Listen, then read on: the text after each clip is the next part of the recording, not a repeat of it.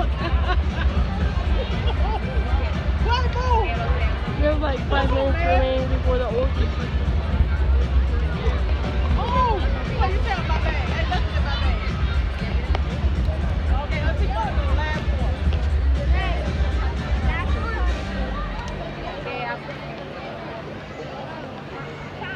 I can't see them. Ladies and gentlemen, boys and girls, for those of you sitting in the first 15 rows, you are in the soak zone. There's a good chance that during our experience today, you'll be getting very, very wet. If you want to avoid being soaked with ice and salt water, you might want to move to higher and drier ground.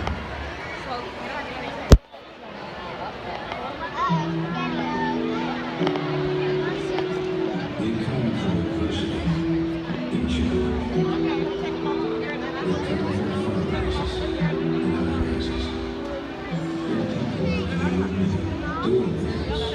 like you and me, doing things.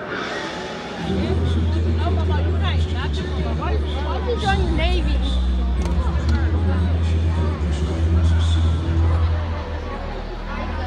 Good afternoon, ladies and gentlemen.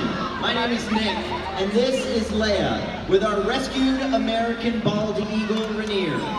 On behalf of all of us here at Seaworld, to show our support and gratitude to the men and women of our armed forces. Oh, he's right there. And during this difficult time, to those first responders who have worked tirelessly to help fight this worldwide pandemic.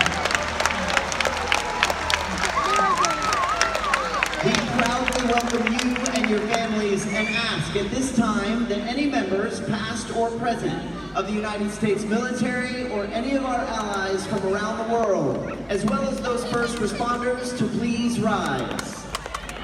Ladies and gentlemen, please join me in honoring these men, women, and their families.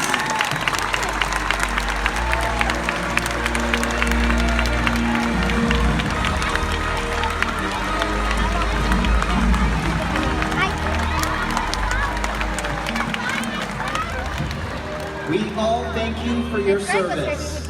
Orca Encounter will begin in just a moment. But first, we would like to share this short film on the Ursinus orca and its place in the world we all share.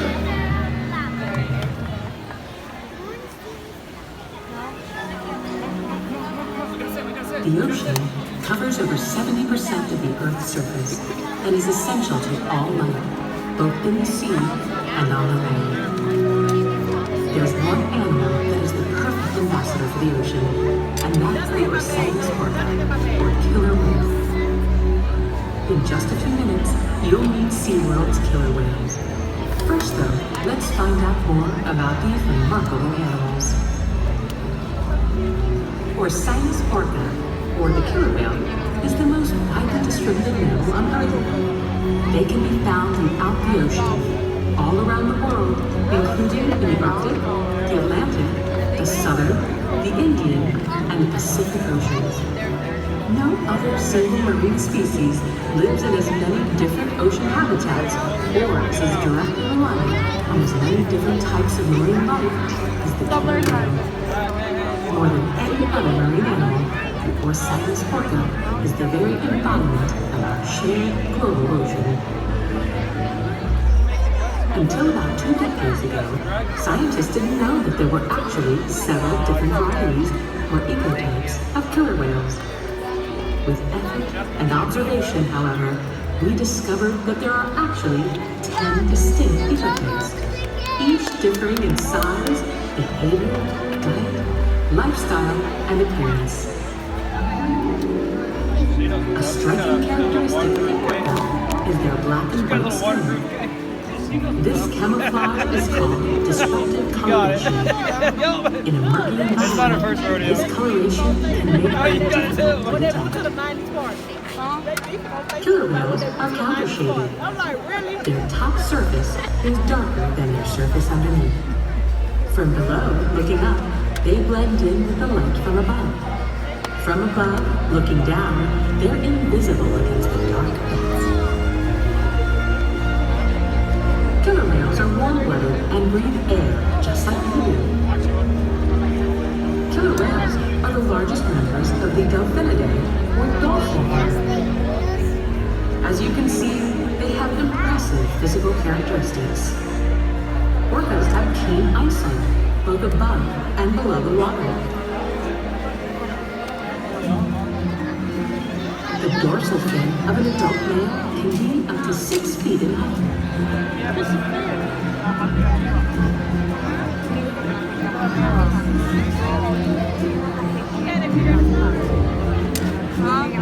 The powerful pectoral flippers and tail flip propel them through the water at a high rate of speed with great maneuverability. Their top speed is nearly 30 miles per hour.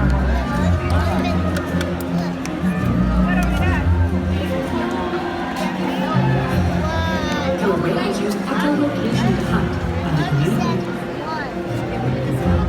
Communication is also accomplished through tail slaps, breaching, and vocalizations. You'll experience a variety of natural killer whale behaviors during Orca Encounter today. We ask our whales to replicate natural behaviors such as breaching, spy hopping, and tail slaps. While awe-inspiring and entertaining for our guests, these behaviors are also essential to maintaining the health and well-being of the killer whales in our camp.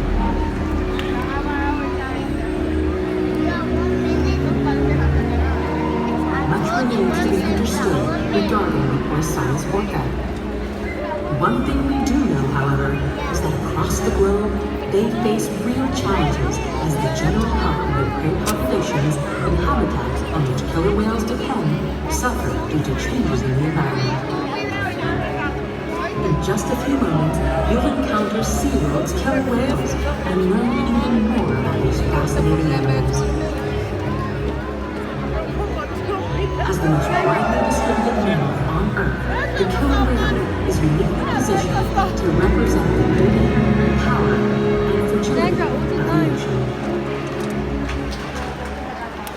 Hello, everyone. My name is Lindsay, and on behalf of our entire killer whale training team, I'd like to welcome you to Orca Encounter. Being a part of Seaworld's mission is more than just a job. We are proud of what we do, and it is a privilege to be able to care for, build relationships with, teach, and learn from these amazing animals. Now more than ever, we are honored to share our relationships and what we've learned with all of you. So now Seaworld proudly presents Orca Encounter!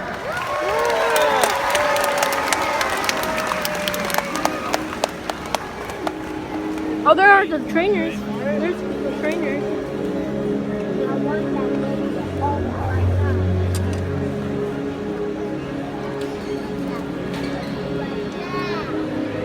There's one trainer right there.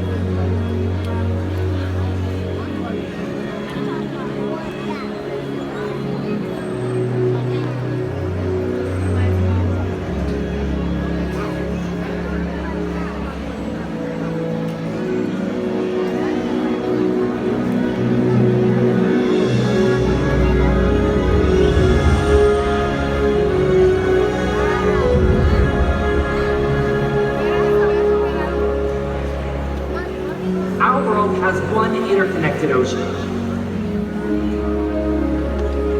A vast blue expanse critical to life on Earth. And there's no better animal to represent the ocean's beauty than the killer whale. They live in every corner of the ocean, from the Arctic to the Atlantic, the Southern to the Indian, to the Pacific and beyond. The killer whale story is the ocean story, and it's one we all share. We are one world, united by our ocean.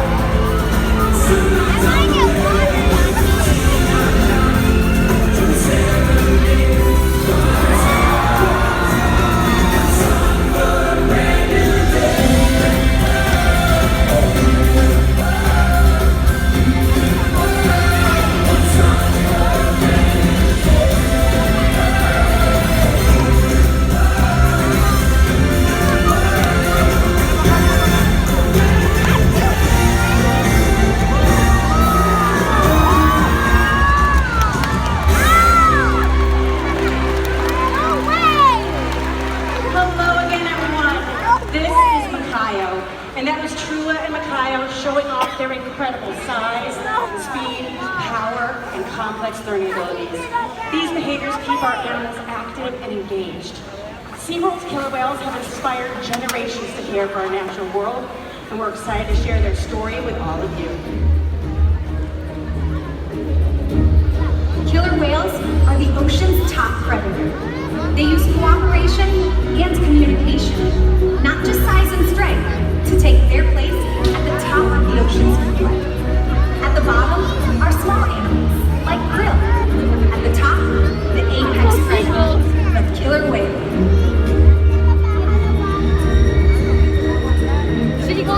Killer whales are as big as a fox, faster than an Olympic swimmer, high flying and powerful.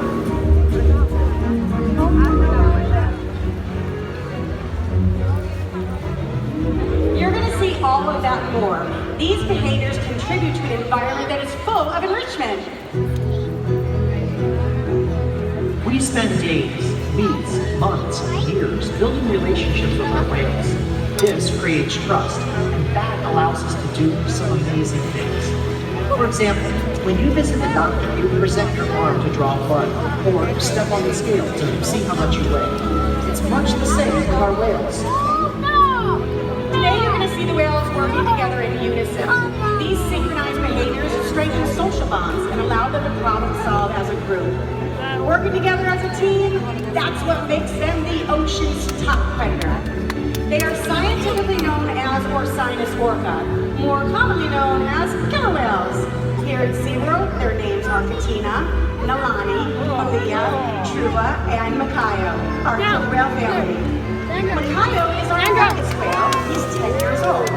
And Makayo's mom, Katina, is our oldest whale. She just turned 45 years old this month. She's also the matriarch or the leader of our pod. Nalani is 14 years old, and so is Malia. Trua is 15, and like I said, Makayo is 10. Our training techniques here at Seaworld create a language of learning between us and the whales. Through positive reinforcement, encouragement, commitment, and care, the whales learn to trust us, and they even take an active role in their own health and well-being. Some of the very first behaviors we teach our whales are osprey or healthcare behaviors. And one of the very first ones we teach them is what is called a fluke reset. We train whales to roll ventral or upside down first. Then we train them to put their tail flukes securely in our lab. Along the bottom part of that tail fluke, there's a prominent vein. Once a month, our veterinarian staff come in and they take a voluntary blood sample. Just like you or I go to the doctor once a year for a physical, these guys get their physical once a month. Another important healthcare behavior that we train is to weigh the whales.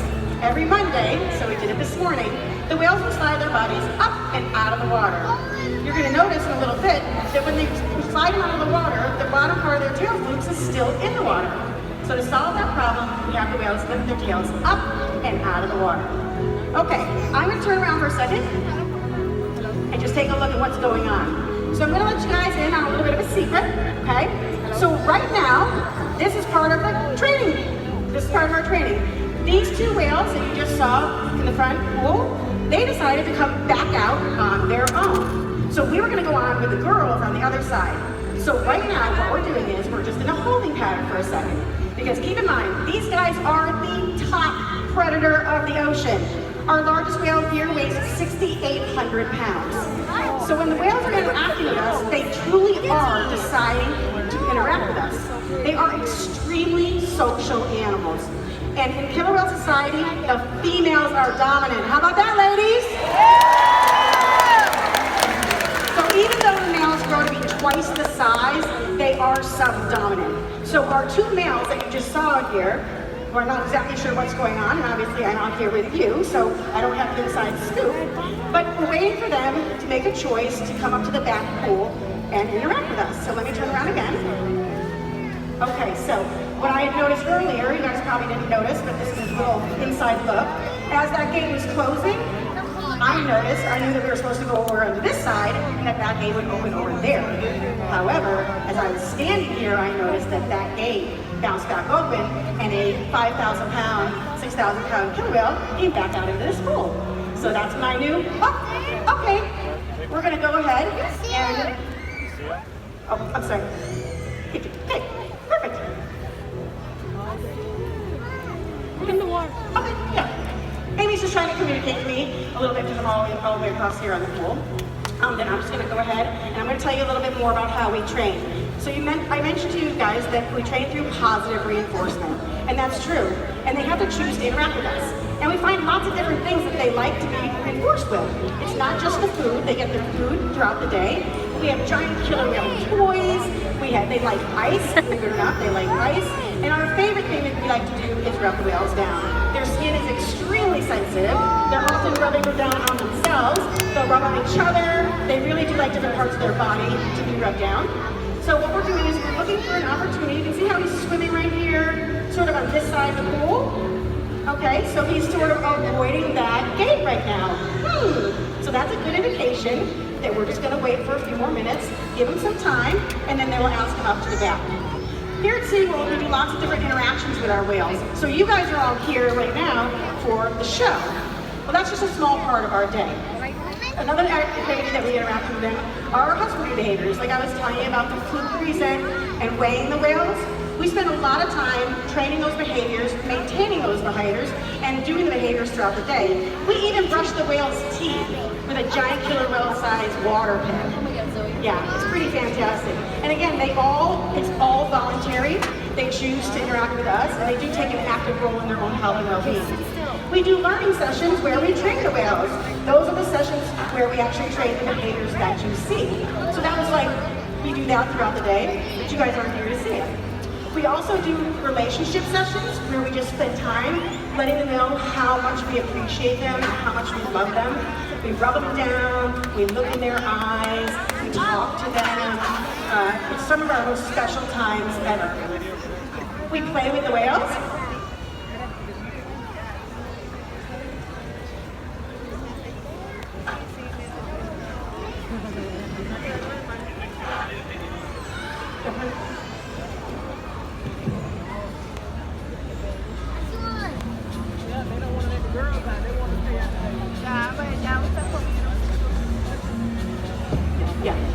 Okay guys, so I got the inside scoop. What I'm gonna do is I'm gonna go into what we call my hunt lines. So I'm gonna say some lines. They're gonna go ahead and they're gonna try to see if we can go on with the show. Okay, so got my fingers crossed. So we're gonna do the very, very best we can, okay? You guys with me? Okay, so here we go. Seaworld's research and observation of the killer whales and their care has shed light on many mysteries. For example, we now know that female killer whales are pregnant for over 17 months. That's information that could never be learned in the wild. Other information can only be learned through field research. And that's why Seaworld partners with organizations such as the Norwegian Orca Survey and NOAA to further our knowledge. Killer whales are powerful animals, and probably the best expression of that is seen when they hunt. Killer whales stand apart. They have no natural predators, and just about any other ocean animal could be their dinner. Depending on where they live and their chosen prey, they've developed some epic hunting techniques. Off the coast of South America, killer whales will beach themselves, riding in on waves just long enough to catch prey. They'll also create waves that knock animals like penguins or seals from icebergs. Most importantly, they cooperate, communicate, and coordinate as a team. Here's footage of killer whales corralling a school of herring. A whale dips in and feeds, while the other whales keep the fish together with swipes of their tail fins. Killer whales make waves when they hunt. And they use their powerful tail flukes to stun their prey. We're hoping that you get a demonstration of this. For our whales, it's a fun session, but for all of you, we hope it means you are about to get wet.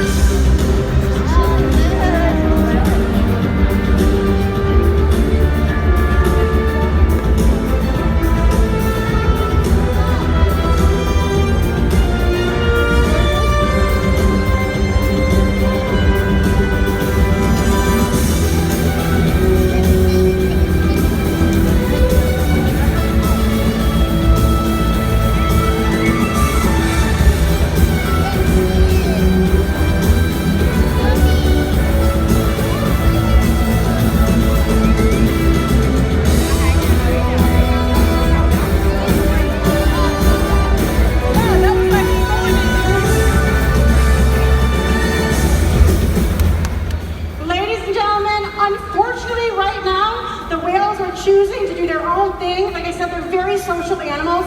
We want to invite all of you back to our 7 o'clock show. Thank you for coming. Thank you for your patience. And enjoy the rest of your day here.